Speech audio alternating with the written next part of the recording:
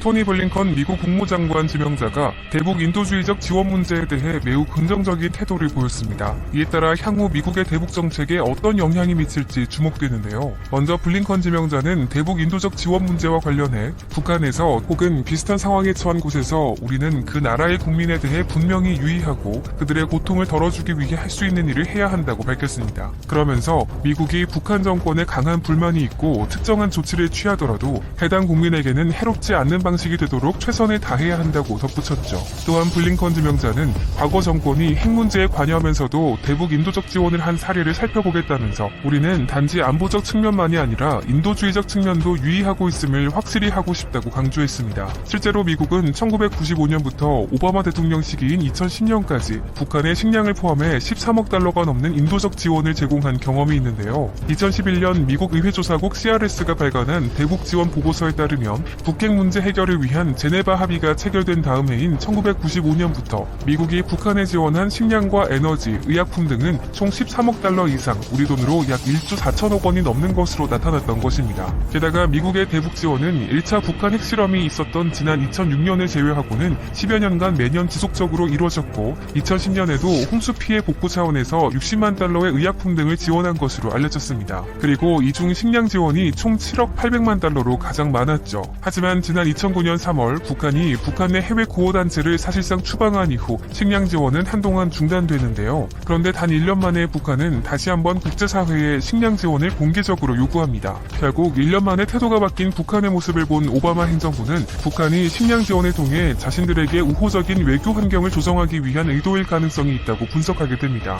당시 워싱턴 내에서는 대북 식량 지원 여부를 두고 안보와 인권 문제 등을 함께 고려한 것으로 알려졌죠. 그만큼 미국이 대북 접근법에 대해 얼마나 많이 고민을 했었는지 알 수 있는 부분입니다. 한편 이번 19일 블링컨 지명자는 대북 인도적 지원 의사를 밝힌 것 외에도 미국의 기존 대북 접근법과 관련된 정책 전반을 재검토해야 한다고 밝혀 세간의 주목을 받고 있는데요. 블링컨 내정자는 북핵 문제가 과거 행정부마다 어려움을 겪었던 문제라고 인정하면서 역대 행정부가 줄곧 북핵 문제 해결을 위해 애썼지만 실제로는 더 악화됐다고 평가했습니다. 그리고 이를 위해서 미국의 동맹이자 파트너인 한국과 일본 등 여러 국가들과 긴밀히 상의하고 모든 권유를 다시 검토할 것이라면서 조만간 한국 등 동맹국들과 북핵 해결을 위한 대화를 시작할 것임을 시사했습니다. 즉 앞으로 바이든 행정부는 톱다운 방식에 의존한 트럼프 대통령의 비핵화 협상 방식에서 벗어나 새로운 대북 접근법으로 해법을 찾겠다는 의지를 드러낸 것이죠. 그런데 이러한 미국의 대북 움직임과 별개로 최근 북한의 인도적 지원을 고려하는 국제사회의 분위기가 지속적으로 이어지고 있는데요. 바로 올해부터 유엔 안전보장이사회 산하 대북제재위원회 의장국을 맡은 노르웨이가 북한 인도주의 지원에 대한 제재 면제 승인 절차를 개선해 나가겠다고 밝힌 것입니다. 구체적으로 지난 8일 노르웨이 외무부는 미국 자유아시아 방송에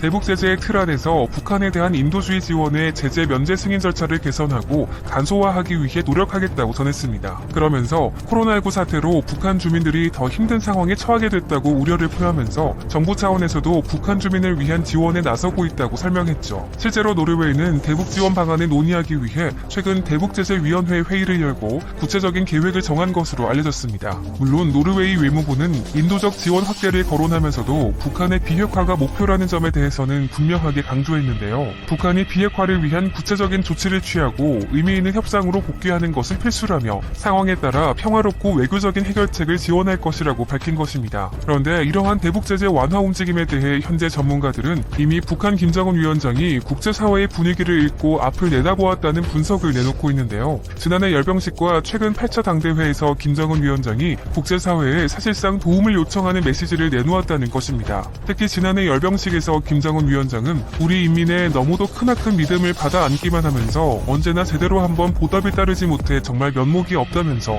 주민들을 향한 유감의 뜻을 밝힌 바 있습니다. 이에 대해 전문가들은 김정은 위원장이 물자 부족을 거론하면서 북한 주민들에게 사과한 것을 두고 매우 이례적이라고 평가했었죠. 결국 현재 코로나19와 자연재해 등으로 심각한 물자 부족을 겪고 있는 북한이 중국에만 의존 보전하기보다는 대북 제재 상황을 극복하기 위해 미국이 인도적 지원을 제안해올 경우 이를 받아들일 것이라는 전망이 나오고 있습니다. 이달 초 당대회에서 북한이 미국을 향해 최대 주적이라고 언급하면서 바이든 행정부 출범 전부터 공격성 메시지를 내놨지만 김정은 위원장이 북한과 미국의 관계에 대해 선대선이라고 표현했기 때문에 미국의 도움을 요청하는 의미로도 볼 수 있다는 것입니다. 이에 따라 미국을 포함한 국제사회가 북한을 향한 인도적 지원의 호의적인 분위기로 바뀌게 된다면 우리 정부에도 긍정적인 영향을 줄 것으로 보이는데요. 실제로 대북 인도적 지원을 언급한 블링컨 지명자에 대해 우리 정부는 긍정적으로 해석하고 있습니다. 바로 정부 내에서 블링컨 지명자가 대북 압박에 대해 언급하기는 했지만 북미 관계의 외교적 접근과 북한에 대한 인도적 지원 문제도 같이 언급했기 때문에 좋은 출발로 볼 수 있다며 한국 등 동맹국들과 긴밀히 협의하겠다고 한 부분도 긍정적이라고 받아들이고 있는 것입니다.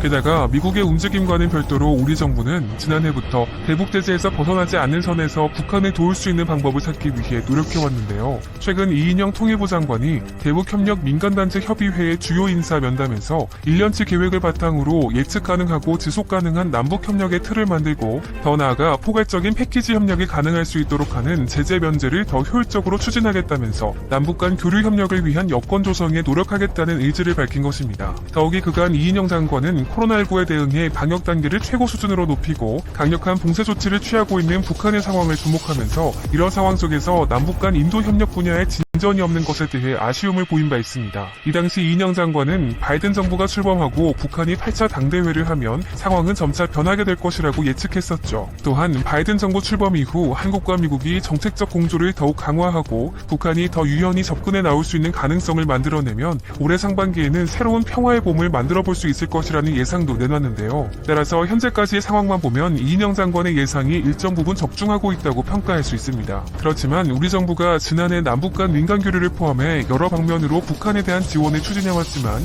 국제적으로 지속되고 있는 대북 제재로 인해 사실상 교류가 불가능했던 것이 현실인데요. 특히 개성공단 등 남북 경제협력 사업은 미국의 자체적인 대북 제재인 세컨더리 보이콧으로 인해 완전히 차단된 상태였습니다. 결국 전문가들은 일단 우리 정부가 개성공단과 같은 경제협력 사업을 먼저 시작해야 한다고 주문하고 있습니다. 북한의 값싼 노동력을 확보해 우리 기업이 수익을 창출할 수 있는 것은 물론 앞으로 북핵 협상을 순조롭게 진행할 경우 중국 등 다른 나라보다 먼저 북한에 대한 경쟁력을 확보할 수 있기 때문이죠. 그리고 이를 위해서 지금 당장 추진할 수 있는 사업으로 비료 지원 사업이 거론되고 있는데요. 먼저 전문가들은 올해 북한이 8차 당대회를 통해 인민대중 제일주의 원칙을 표명하면서 지속적인 경제 상승과 인민 생활의 뚜렷한 개선 향상을 목표로 세웠다는 점에 주목하고 있습니다. 즉 북한 주민들이 먹고 살 수 있는 기본적인 생활 환경 개선에 집중하겠다는 김정은 위원장의 의지가 반영된 것이기 때문에 북한의 생활 환경 개선이라는 부분에서 한국이 지분을 차지할 수 있는 기회가 만들어질 가능성이 높습니다. 따라서 북한의 자체적인 식량 생산을 위해 농지 개량과 작물 생산을 극대화할 수 있도록 우리 정부가 비료 지원 등 협력 사업을 통해 도움을 줄 수 있다는 것이죠.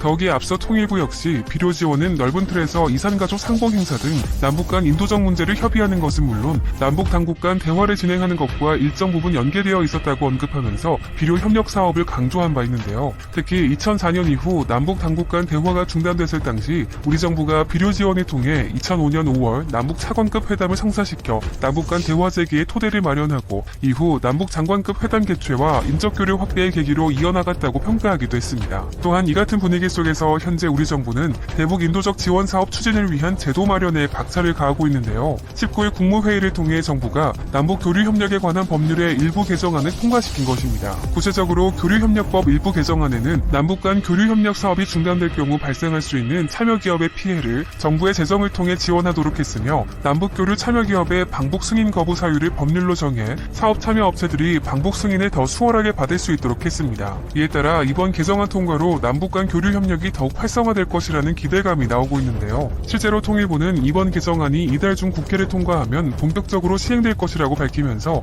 안정적이고 지속적인 남북 교류 협력에 기여할 것으로 예상된다고 밝혔습니다. 그러면서 정부는 앞으로도 남북 교류 협력 활성화를 위한 다양한 정책을 추진하기 위해 지속적으로 노력해 나가겠다면서 앞으로 남북 경협 사업이 확대될 수 있음을 시사했죠. 결국 이번 남북 교류 협력 관련법 개정은 문재인 대통령이 지난 18일 신년 기자간담회를 통해 유엔의 대북 제재로 남북 간 여러 가지 협력을 마음껏 할 수 없는 장애가 있었다면서 제재에 저촉되지 않거나 제재에 대한 예외 승인을 받아 남북 간에 할 수 있는 협력 사업을 대화를 통해 실천해 나간다면 한반도의 발전에 크게 도움이 될 것이라고 언급한 이후 구체적으로 나온 첫 조치로 평가받고 있습니다. 또한 정부는 이를 토대로 남북 경제협력뿐 아니라 이인영 장관이 지난해 말부터 거듭 밝혀온 코로나19 백신 지원과 금강산 관광 재개 등 기존에 추진해온 남북 교류에도 더욱 노력을 기울인다는 계획입니다. 다만 여전히 난관은 남아있습니다. 우리 정부가 지속적으로 북한을 향해 교류 협력과 인도적 지원 의사를 밝히고 있지만 북한이 공식적으로 이렇다 할 언급을 하지 않고 있기 때문인데요. 심지어 제8차 당대회에서도 김정은 위원장은